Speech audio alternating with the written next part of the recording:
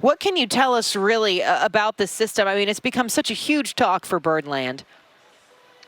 It's a great thing, Melanie. I mean, the Orioles certainly on the rise in the organizational rankings, which scouts who have been watching things like that for years will tell you that if you stay in the top 10 or 5 long enough, eventually that usually leads to some major league success. So the process of building the elite talent pipeline is underway. As you saw when you showed that graphic, Gunnar Henderson's in for the first time, number 99, as some players graduated from the list, including Ryan Mountcastle. He moved up and in, and we've been saying for a while, we thought he would be the next Oriole top 100 player, and there he is before he's even played a full first game of full season ball.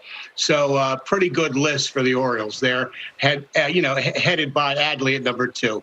So who for you, and if it's Gunnar, then that's great as well, but outside of Adley, because Adley seems to be the most talked about name, who's a prospect in particular, even a player that Orioles fans may not be hyper aware of that you think could really make some impact?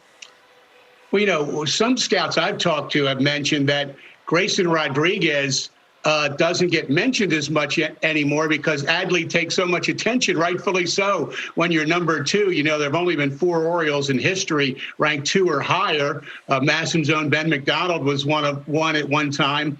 And so there's so much talk about Adley Rutschman. He could be a generational type of talent, but Grayson Rodriguez is 18. That's really strong. That's the highest ranking I've seen for this kid. He's got size. He's got talent. He's coachable. He's soaking up the analytics. So, I mean, I think the Orioles are excited to see what he can do. And you know what, Melanie? Next week is opening day in the minor leagues. It is great to say that, and it is going to be great to see that. Well, and that's something that I think we've all been counting down here. But another thing I wanted to talk to you about is this piggyback system of starting pitching that you're going to see from the Orioles minor leagues this year. Saw it a lot, especially in the Houston system, being in the Texas League with their AA. But really, can you explain it to fans? Because it's not like it goes to a 10-man rotation. It's listed the same, but it is a different setup.